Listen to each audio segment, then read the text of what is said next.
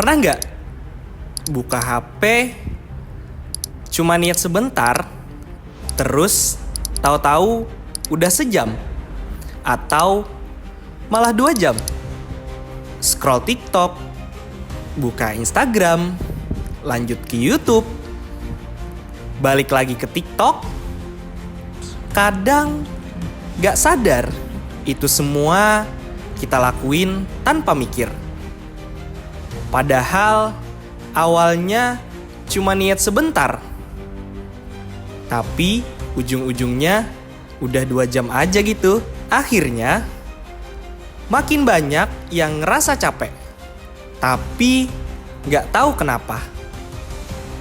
Kayak otaknya tuh rame, tapi gak ada satu hal pun yang benar-benar nyangkut.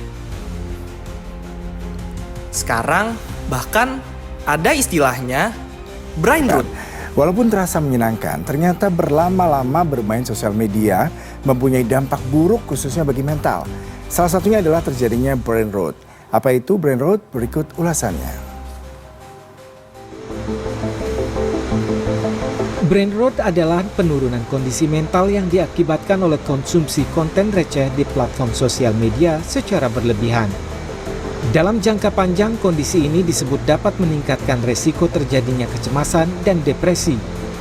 Menurut psikolog Afifah Fatin menyebut, istilah brain rot sendiri bukan merupakan istilah medis, melainkan istilah kekinian yang diciptakan oleh masyarakat modern untuk menggambarkan kondisi mental mereka seusai mengkonsumsi konten sosial media secara berlebihan.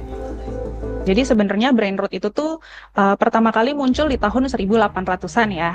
Dan istilah brain rot itu sendiri sekarang itu yang mempopulerkan justru Gen Z dan juga Gen Alpha. Untuk sosial media itu sendiri ya sangat berdampak itu ya, karena aktivitas pada sosial media seperti TikTok, Instagram, atau YouTube Short itu kan aktivitas yang singkat gitu ya, maksimal 30 detik sampai 60 detik dan itu sifatnya entertaining. Nah, orang itu akan mendapatkan kepuasan secara instan.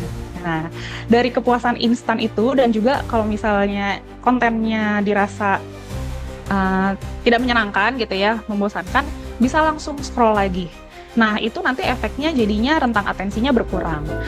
Otak terlalu sering nerima info yang cepet sampai gak punya waktu buat mikir pelan-pelan. Kita kenyang konten, tapi gak sempet mencerna apa-apa. Awalnya, aku juga gak mikir bakal suka baca.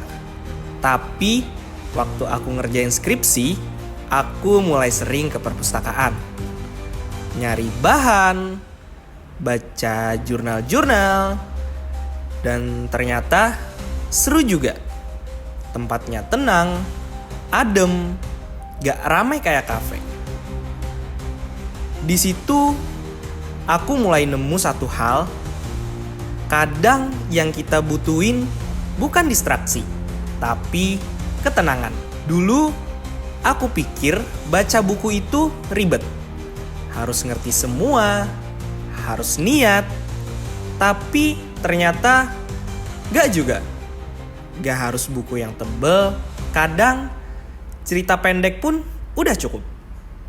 Gak harus langsung paham semuanya, kadang cuma nemu satu kalimat yang masuk, itu udah bikin kepala jauh lebih tenang. Baca tuh bukan buat nambah tekanan, tapi sebaliknya. Kalau belum biasa, ya nggak apa-apa. Gak harus satu buku langsung habis. Mulai aja dari 1 halaman. Kalau cocok, lanjut. Kalau belum, coba lagi lain waktu.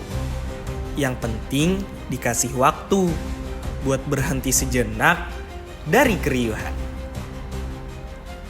Banyak dari kita lagi ngerasa lelah, tapi bukan lelah badan, lebih ke otak yang gak sempet istirahat. Scroll boleh, main medsos juga boleh. Tapi kalau udah mulai kerasa penuh, coba pelarian yang beda.